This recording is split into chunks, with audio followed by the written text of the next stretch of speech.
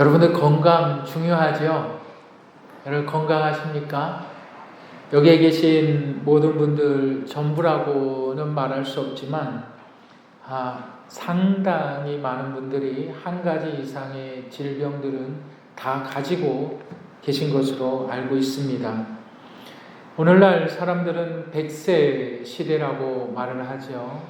사람들이 100세까지 살아갈 수 있다. 그런데 100세까지 살아가는 것이 정말 축복이냐 아니면 이것이 재앙이냐 한번 따져봐야 된다. 그러한 움직임이 있습니다. 왜 그럴까요? 장수하는 것은, 오래 사는 것은 분명히 마땅한 축복이라고 우리가 생각을 합니다. 그렇지만 더 이상 경제 활동을 하지 못해서 나에게 수입이 없을 때 내가 당장 생계를 걱정해야 하는 삶이라면 그것은 삶 자체가 축복이라고 말할 수 없습니다. 재앙이 될 수도 있습니다. 2017년에 발표된 노인 인권 실태 보고서에 따르면 노인들 대상으로 1000명을 대상으로 물었어요. 그런데 26%의 해당하는 사람들 260명 그분들이 죽고 싶다라는 생각을 한답니다. 1000명 중에서 260명이 나는 죽고 싶다. 그리고 동일한 설문에서 43.2%가 내 경제 상태가 좋지 않다. 매우 불안하다. 이렇게 얘기를 했다고 합니다. 그리고 39.1%가 내 건강 상태가 매우 좋지 않다. 이렇게 대답을 했습니다. 그렇기 때문에 몸도 안 좋고 경제적인 능력도 없고 그리고 내가 오래 사는 것이 과연 축복인가? 그렇지 않다는 거예요. 그러니까 죽고 싶다. 빨리 죽고 싶다. 이러한 생각들을 갖는다라고 말합니다. 그런데 이것이 건강의 문제와 아주 밀접하게 연관이 되어져 있어요. 내가 아프면 병원에 가야 되고 또 여기저기 치료를 받다 보면 또 지출되어지는 비용이 있고 또 그러다 보니까 여러 가지 삶의 문제들이 생깁니다. 여러분 오늘 본문은 이 부분에 대해서 이야기하고 있어요. 건강에 대해서, 건강이 우리의 삶에 있어서 너무나 중요하고 너무나 귀중한데 이 건강에 대해서 예수 그리스도의 재림을 기다리는 신앙 공동체, 신앙인들은 과연 어떠한 생각을 가지고 있느냐, 어떠한 행동을 하느냐, 그것이 오늘 본문의 말씀입니다. 오늘 본문의 말씀을 한마디로 얘기하면 너희는 치유의 공동체이다. 우리 한번 따라 하실까요? 치유의 공동체. 네, 우리가 치유의 공동체, 야고보 사도가 본문을 통해서 우리에게 말씀하고 있는 것이 바로 너희는 치유의 공동체이다.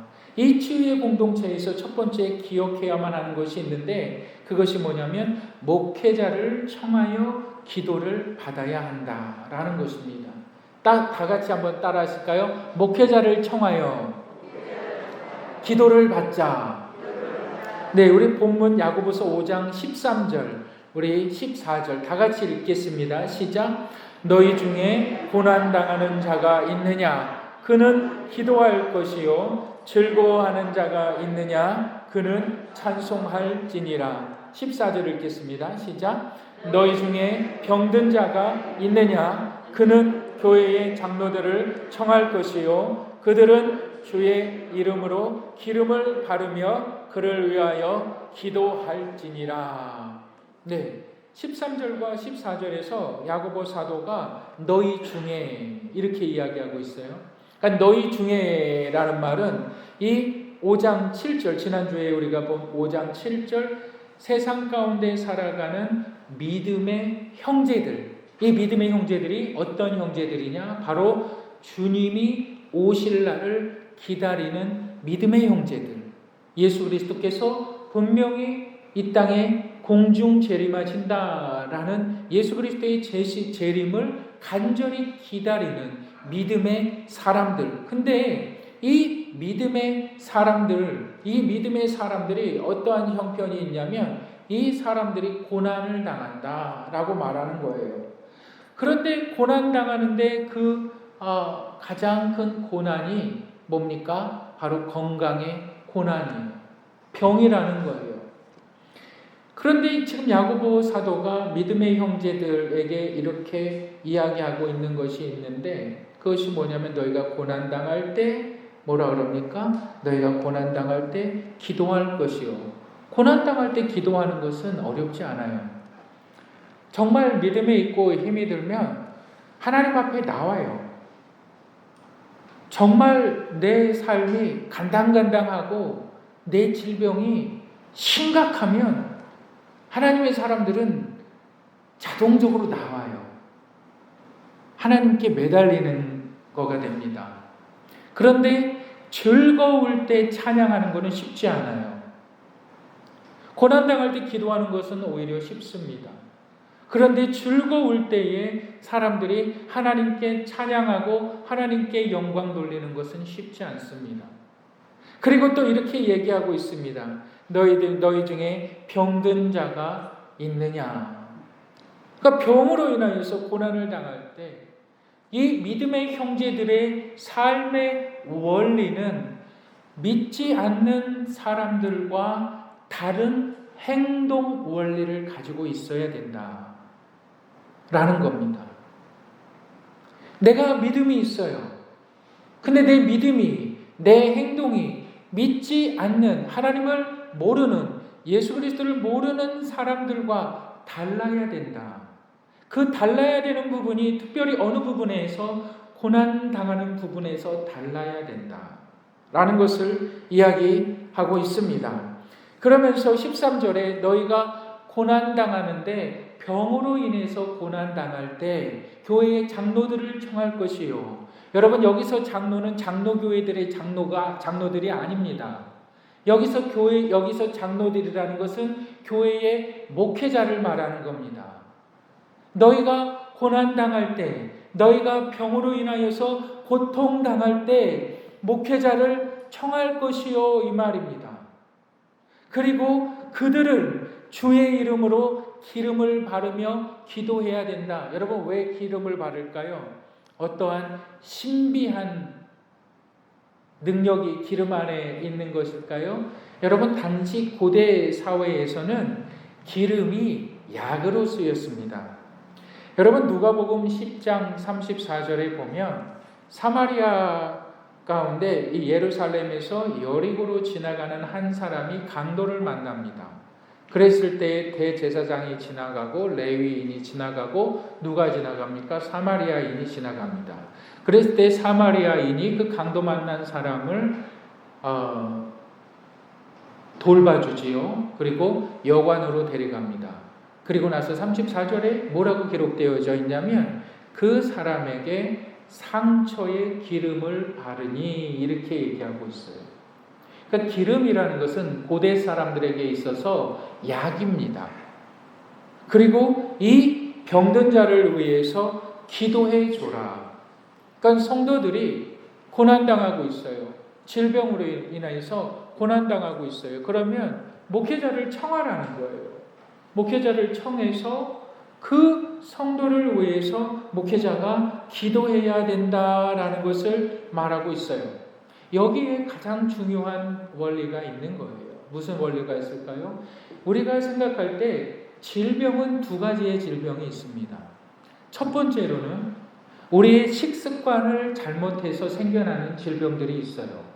예를 들어서 식사 때가 늘 달라요. 잠자는 때가 늘 다릅니다. 그것으로 인해서 생겨나는 병들이 있어요. 내가 먹는 것을 잘못 먹어서 생겨나는, 여러분 병의 정확한 의미를 아십니까? 내 신체 기관들이 정상적으로 작동하지 않는 것을 병이라 그럽니다. 지속적으로 여러분 생각해 보세요. 내가 밥 먹는 시간이 늘 달라요. 소화하는 그 시간들이 늘 달라요. 잠자는 시간들이 늘 달라요. 그렇기 때문에 내 몸에서 움직이는 그 기관들이 늘 다르게 움직인다는 거예요. 지속적으로 장애를 일으킬 때에 그것을 우리는 병이라고 말합니다. 그런데 이 병이 잘못된 식습관으로 인해서 생겨날 수 있는 병이 있습니다. 두 번째로 어떠한 병이 있냐면 죄로 인해서 오는 병이 있습니다. 내가 하나님을 믿는 사람인데 하나님의 말씀에 불순종하고 내 행실에 있어서 하나님의 뜻을 거역할 때 하나님께서 징계적으로 내리시는 그 병이 있습니다. 우리 한번 찾아보실까요? 신명기 28장 22절. 우리 한번 신명기 28장 22절 다 같이 읽겠습니다. 시작. 여호와께서 폐병과 열병과 염증과 학질과 한재와 풍재와 썩는 재앙으로 너희를 치시리니 이 재앙들이 너를 따라서 너를 진멸하게 할 것이라. 우리 28장 28절 한번 읽겠습니다. 신명기 다 같이 읽겠습니다. 시작. 여호와께서 또 너를 미치는 것과 눈 머는 것과 정신병으로 치시리니. 하나님께서 너 정신병 들게 만들고 너 폐렴 걸리게 만들고 너 미쳐버리게 만들고 너 정신 나가게 만든다. 여러분 대표적인 사람이 누가 있을까요? 사울 아시죠? 이스라엘의 초대왕 사울이 정신병으로 돌아서 죽었잖아요. 여러분 이것을 우리말 성경에서는 뭐라 그러냐면 여호와께서 너를 몸이 피폐해지는 질병으로 뭘 먹어도 맛이 없는 거예요. 그리고 열병과 염증과 무더위와 가물과 식물을 시들게 하고 썩게 하는 병으로 내 삶이 바짝바짝 말라 들어가는 거예요. 근데 이것이 내 식습관으로 오는 것이 아니라 내 죄악 때문에 온다고요.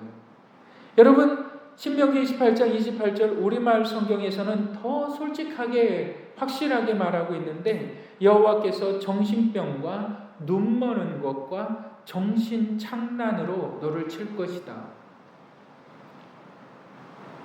우리 성도들이 고난당해요.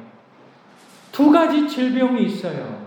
나에게 식습관으로 세상적인 사람들이 경험하는 여러 가지 또한 사고로 인하여서 고통당하는 질병들이 있습니다. 그러나 또 하나 죄로 인하여서 당하는 질병들이 있다는 겁니다.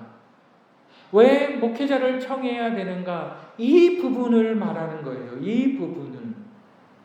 목회자를 청할 때 영적인 부분에 있어서 목회자를 청할 때 그 부분에 있어서 점검해야 된다는 거예요. 그 부분에 있어서 체크업을 해야 된다는 거예요. 여러분 신앙생활 오래 하셨잖아요. 여러분들 지금 죽어도 하늘나라 갈 수 있습니까? 오래 신앙생활 하신 분들, 그분들이 그런 말, 나는 잘 모르겠어요. 나는 그럼요. 나는 확신을 가지고 있고요. 여러분 이런 거는 공동체적인 커뮤니케이션이 아니에요. 개인적인 질문이에요. 그런데 내가 신앙생활을 한 20년, 30년 했을 때에 한국인들이 제일 두려워하는 게 뭘까요? 체면이에요. 체면. 페이스 컬처라고 그러죠. 체면. 내 체면 때문에 말 안 해요. 내 구원 문제에 있어서, 내 영혼 문제에 있어서 내 체면 때문에 말 안 해요. 근데 그것을 갖다가 정확히 점검할 수 있는 것이 뭐냐면 담임 목회자를 청할 때입니다. 그 부분에 있어서 목회자가 그것을 점검해야 될 책임이 있고 또한 기도해야 될 책임이 있는 거예요. 여러분 마가복음 2장 5절에 보면 예수님께서 중풍병자를 치료하세요. 그런데 마가복음 2장 5절 우리 한번 다 같이 읽어보실까요? 다 같이 읽겠습니다. 시작. 예수께서 그들의 믿음을 보시고 중풍병자에게 이르시되 작은 자야 내 죄사함을 받았느니라 하시니. 예수님께서 이제 중풍병자를 그의 친구들이 데리고 와서 예수님의 발 아래에 놓치어 그랬을 때에 예수님께서 그 중풍병자를 치료하십니다. 그리고 예수님께서 하시는 말씀이 내 병이 나았다. 이 말씀을 하신 것이 아니라 뭐라고 말씀하십니까? 내 죄 사함을 받았느니라. 다시 이야기하면 내 중풍병이 무엇 때문이라는 거예요? 너 죄 때문이라는 거예요. 그러니까 예수님을 만남으로 말미암아 너의 죄의 문제가 해결됨으로 중풍병이 나았다라는 겁니다. 우리의 삶에 있어서, 믿는 자들의 삶에 있어서 이 병이 죄 때문이라는 것을 여러분 정확하게 검진받으시기를 주님의 이름으로 축복합니다. 누구를 통해서요? 목회자를 통해서요. 목회자를 청하시기를 주님의 이름으로 축복합니다. 목회자를 청해서 정말 내가 이러한 문제가 있습니다. 나를 위해서 기도해 주십시오. 여러분, 목회자를 청할 때 저는 우리 교회가 참 좋아요. 우리 성도님들이 참 좋아요. 정말 좋아요. 참 감사하고요. 여러분, 그런데 목회자를 청할 때요, 존경하시기 바랍니다. 목회자를 청할 때요, 가볍게 보지 마시길 바랍니다. 목회자도 사람이거든요. 누가 딱 이야기할 때 저 사람이 저에 대해서 어떻게 생각하는지 제 마음이 이미 만나보기도 전에 문이 닫힐 때가 있어요. 기도가 솔직히 안 나와요. 절대 기도가 안 나와요. 정말 그 사람이 목회자를 청할 때 정말 하나님의 종으로, 정말 간절함으로 이 사람이 정말 목회자를 청하는가, 그게 느껴져요. 어떤 분들에게는. 정말 이 사람이 목회자를 존경하는구나, 목회자를 귀히 여기는구나, 그것을 느끼게 됩니다. 그런데 어떤 분들은 이미 볼 때 마음이 닫혀버려요. 여러분, 목회자를 청하실 때 여러분 존경하시기를 바랍니다. 그것을 통해서 하나님이 역사하신다고요. 그것을 통해서 하나님이 기도를 들으신다고요. 지금 본문에서 뭐라 그럽니까? 주께서 일으키시리니. 우리의 어떠한 죄악의 문제라든가, 여러분 지금 이 말씀은 세상의 사람들에게 말씀하고 있는 것이 아니라 너희 중에 그리스도인들에게 주의 재림의 약속을 기다리는 너희 중에, 너희 믿음의 사람들에게 이렇게 얘기하고 있는 거예요. 너희 삶에 있어서 어떠한 아픔이 있고, 너희 삶에 있어서 어떠한 질병의 문제가 있다. 그러면 목회자를 청해라. 목회자를 청해서 정말 개인적으로 대화하고 목회자를 감동시켜라. 그랬을 때 목회자가 너희를 위해서 기도하는 자가 될 때에 바로 하나님의 치유하심이 일어난다. 그것이 하나님의 은혜라는 거예요. 우리 한번 찾아보실까요? 히브리서 13장 17절. 우리 한번 다 같이 읽어보실까요? 시작. 너희를 인도하는 자에게 순종하고 복종하라. 그들은 너희 영혼을 위하여 경성하기를 자신들이 청산할 자인 것 같이 하느니라. 그들로 하여금 즐거움으로 이것을 하게 하고 근심으로 하게 하지 말라. 그렇지 않으면 너희에게 유익이 없느니라. 맞습니다. 목회자는 성도를 위해서 기도해야만 하고, 성도는 목회자를 통해서 기도의 은혜를 받아야 되고 병고침의 은혜를 받아야 합니다. 목회자를 감동시키는 분들이 되시기를 주님의 이름으로 축복합니다. 그것이 여러분들의 삶의 유익이고 그것이 치유의 공동체를 경험하는 여러분들의 삶의 방식이라는 거예요. 이 방식이 세상의 방식과 같지 않다. 많은 분들이 기도를 적어서 내주시는 것들을 제가 보게 돼요. 어떠한 문제에 있어서, 어떠한 어려움에 대해서 목사님 기도해 주세요. 목사님 기도해 주세요. 그런 기도의 내용을 받게 됩니다. 좋아요. 감사해요. 여러분들이 그런 것들을 주실 때 저는 꼭 기도를 합니다. 그런데 지금 본문은 그걸 얘기하고 있는 것이 아니에요.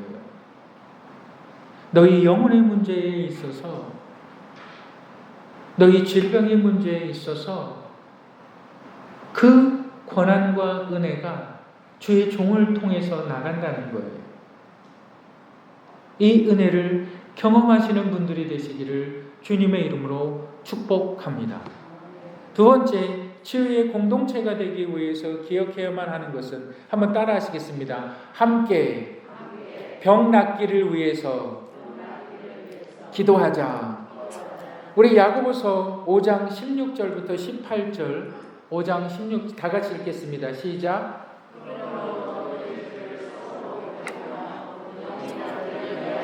서로 기도하라. 의인의 간구는 역사하는 힘이 큼이니라. 엘리야는 우리와 성정이 같은 사람이로되 그가 비가 오지 않기를 간절히 기도한즉 3년 6개월 동안 땅에 비가 오지 아니하고 다시 기도하니 하늘이 비를 주고 땅이 열매를 맺었느니라. 이제 야고보 사도는 죄의 종을 통해서 치유가 일어나는 공동체에 대해서 이야기를 하고, 두 번째는 공동체 내에서 공동체 임원들로 인하여서, 구성원들로 인하여서 치유가 일어난다라는 것을 이야기해 주고 있습니다. 그런데 그 치유의 공동체가 서로 병 낫기를 위해서 기도해야 되는데, 그 전제 조건이 뭐냐면 하나님께서 의인의 기도를 들으신다 라는 거예요. 제가 수요일, 지난주에 수요일에도 말씀을 드렸는데, 여러분 계시록에서 어떠한 자를 의인이라 말하고 하나님께서 의인이라고 말하는 자는 죄가 없는 자가 아닙니다. 하나님께서 의인이라고 말하는 자는 죄를 회개하는 자입니다. 하나님께서 생명의 축복의 면류관을 너에게 허락하시는데 그 허락함을 받는 자가 어떠한 자냐? 두루마기를 빠는 자. 계시록의 말씀이 정확히 그겁니다. 우리의 삶에 잘못할 수가 있고, 우리의 삶에 넘어질 수가 있고, 우리의 삶에 죄악들을 저지를 수가 있습니다. 여러분들, 우리는 다 불완전한 사람들이에요. 그런데 정말 하나님의 축복과 하나님의 은혜는 회개에 있는 거예요. 근데 이 회개를 통해서 내가 의인이 된다. 이것이 하나님의 원리고 하나님의 은혜인 거예요. 하나님께서 나의 죄를 회개하는 자들을 통해서 그 기도의 치유의 역사를 일으키신다. 그런데 서로 회개해라. 여러분, 회개하는 것이 자존심 상하고요, 눈치 보는 것이고요. 특별히 한국 사람들 체면에 있어서는 회개하는 것이 정말 힘듭니다. 내가 이 말하면 이 말들이 또 어떻게 돌고 돌아서 또 어떻게 영향을 미칠지 몰라요. 그걸 두려워해요, 사람들. 회개할 때요, 여러분, 정말 중요한 것이 뭐냐면 나 혼자 회개하는 것이 아닙니다. 지금 야고보가 이야기하고 있는 것이 뭐냐면 너희 공동체 안에서 이 사람이 회개하고 이 사람이 회개하고, 아주 작은 잘못에서부터 내가 하나님의 말씀을 읽으려고 했는데 실천되어지지 않습니다. 내가 하나님의 말씀을 순종하려고 했는데 실천되어지지 않습니다. 내가 주일날 예배를 잘 드리려고 계획을 하는데 실천되어지지 않습니다. 내가 누구를 용서하려고 그랬는데 실천되어지지 않습니다. 아주 작은 것에서부터 그 회개가 우리 각 선교의 모임을 통해서 나눠지는 거예요. 그렇다 보면은 회개하는 것이 자연스러워질 때가 돼요. 그렇다 보면은 그 회개, 서로 이 사람도 회개하고 나도 회개하고 저 사람도 회개하고 이렇게 회개할 때에 회개의 분위기가 일어나는 거예요. 그러면 그것을 통해서 서로 기도해 주는 거예요. 선교회장이 대표로 기도하는 건 아니에요. 누가 대표로 기도하는 건 아니에요.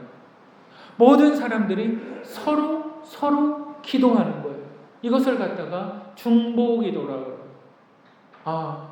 예를 들어서 우리 어떠한 선교회 회원들이 6명이 있어요. 7명이 있어요. 7명이 다 회개를 해요. 그 회개한 내용, 나는 무슨 문제가 있습니다. 나는 자녀와 나는 가족과 나는 아내와 남편과 무슨 문제가 있습니다. 이러한 문제에 대해서 서로 말을 꺼내놔요. 꺼내놓는 거 참 어렵거든요. 근데 아주 작은 것에서부터 시작이 되면 그 꺼내놓게 돼요. 근데 사람들이 대부분 꺼내놔도 될 만한 것만 꺼내놔요. 정말 내 마음속에 깊이 있는 거는 절대 안 꺼내놔요. 그런데요, 성령께서 역사하실 때 그런 것들이 나오는 거예요. 하나님께서 역사하실 때에 그런 것들이 나와요. 정말 중요한 건 내 밑바닥 깊숙이 있는 건데 그건 안 꺼내놔요. 안 꺼내놔요. 그런데 하나님께 기도하기 시작할 때 하나님께서 그 마음을 짓게 하고 하나님께서 그 마음을 회개하고 그 마음을 하나님께서 쏟아내게 하는 거예요. 너는 주를 의지하라. 시시로 주 앞에서 그 마음을 토해놓으라. throw up 해놓으라는 거예요. 내가 토해놓는 거예요. 이거는 사람의 생각으로 되는 거예요? 아닙니다. 성령께서 그렇게 역사해 주셔야 되는 거예요. 그 사람들을 의인이라고 그러는 거예요. 하나님께서 죄악들을 토해내게 하실 때 그때 성도들이, 그때 선교회원들이 함께 그것을 놓고 기도할 때에 병이 낫는 역사가 있는 거예요. 그때 기도할 때에 하나님의 치유하심이 그 공동체에 임하는 거예요. 문제는 바로 그 영적인 부분이에요. 영적인 부분. 근데 이것을 안 해요. 모이면 회비 걷고 말아요. 모이면 잡담하고 말아요. 누가 오늘 뭐 어땠더라? 누가 뭐 오늘 어땠더라? 누가 뭐 어땠더라? 지금 야고보가 지금 이 이야기를 하는 거예요. 너의 공동체는 그러한 공동체가 아닌데, 너의 공동체는 세상의 공동체가 아니라 너의 공동체는 치유의 공동체인데, 이 치유의 공동체를 통해서 왜 치유를 경험하지 못하느냐? 목회자를 우습게 여기지 않습니까? 목회자에게 나오지를 않아요. 각 성도들이, 모든 성도들이 회개하고 정말 하나님의 은혜 가운데 내 삶의 영역에 있어서 하나님 앞에 부르짖고 간구해야 되는데 그러지 않아요. 그 체면 때문에. 그러지 않아요. 누가 나를 이상하게 생각할까 봐. 내 속으로는 지금 썩어지고 있고 내 속으로는 지금 골마지고 있고 당장 내가 지금 근심에 쌓여 있는데 그걸 내놓질 못해요. 그 잘난 체면 때문에. 하나님이 그것을 내어놓을 때 역사하시는데 혼자 내어놓지 말라는 거예요. 당신이 내어놨습니까? 당신도 내어놓으십시오. 제가 그런 말씀 드렸죠. 죽으면 죽으리라, 죽으면 살리라. 당신은 죽어요. 그런데 안 죽어요. 안희숙 여사가 3권의 책을 썼죠. 근데 안희숙 여사가 그런 말을 해요. 이 사람도 죄인이고 저 사람도 죄인이고 우리의 인생 몇십 년 살다 보면 죄 없는 사람이 다 어디 있고 용서 못할 사람이 어디 있냐. 따라하시겠습니다. 그럴 수도 있지. 그럴 수도 있지. 용서 못할 죄가 어디 있냐. 그럴 수도 있지. 나이 80평생을 살면서 온갖 것들을 다 안 받겠습니까? 온갖 것들을 다 경험하지 않았겠습니까? 정말 우리에게 있어서 필요한 것은 치유입니다. 그런데 여기서 정말 조심해야 될 것은 이겁니다. 담임 목사를 청해서 병이 나았다라고 말하면 안 됩니다. 우리 선교회가 함께 기도하니까, 우리 선교회장님이 기도하니까 병이 나았다라고 말하면 안 됩니다. 오직 병을 고치시는 분은 하나님이십니다. 담임 목사가, 목회자가 올라가면 거기서부터 타락한 목사가 되는 겁니다.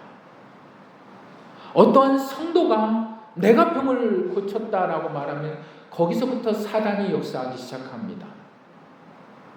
병고침의 능력은 오직 하나님께만 있는 겁니다. 너희의 삶에 있어서, 너희의 문제에 있어서, 너희의 고난에 있어서 너희는 세상 가운데 살아가는 사람들과 달라야 된다. 그 다름의 목적이 뭐냐? 바로 병고침의 능력, 그 치유의 능력이 바로 너희 공동체 안에 있어야 되고, 이 공동체 안에서 그것이 나타나야 된다. 얼마나 큰 힘인가요? 여러분, 그런데 우리가 병이 있어요. 그래서 우리 각 선교회가 모여서 함께 회개하고 기도할 때 병이 나았어요. 그런데 병이 또 안 걸릴까요? 병이 또 안 걸려요? 또 걸리죠. 병이 걸리고 병이 낫고 병이 걸리고 병이 낫고, 이러한 과정을 계속하면서 나는 하나님의 은혜 가운데 하나님 앞에 설 그날을 바라보면서 계속 하나님을 경험하다가 하나님 앞에 서라, 이 말이에요. 그것이 치유의 공동체. 우리 영생침례교회가 저는 치유의 공동체라는 것을 확신합니다. 각 선교회 모임을 통해서 이 치유의 공동체가 활성화되어질 줄 믿습니다. 여러분들의 신앙의 문제에 있어서, 삶의 문제에 있어서 목회자를 청하시기를 바랍니다. 그리고 존경하시기를 바랍니다. 목회자를 가볍게 생각하지 마시기를 바랍니다. 여러분들을 위해서 기도해야 될 책임이 있고 목회자를 감동시키는 분들이 되시기를 바랍니다. 치유의 공동체, 저와 여러분들이 소속되어 있는 우리 영생침례교회, 이 치유의 공동체를 사랑하시고 이 치유의 공동체를 통해서 주님 오시는 그날까지 날마다 치유를 경험하시는 저와 여러분들이 되시기를 주님의 이름으로 축복합니다. 기도하시겠습니다.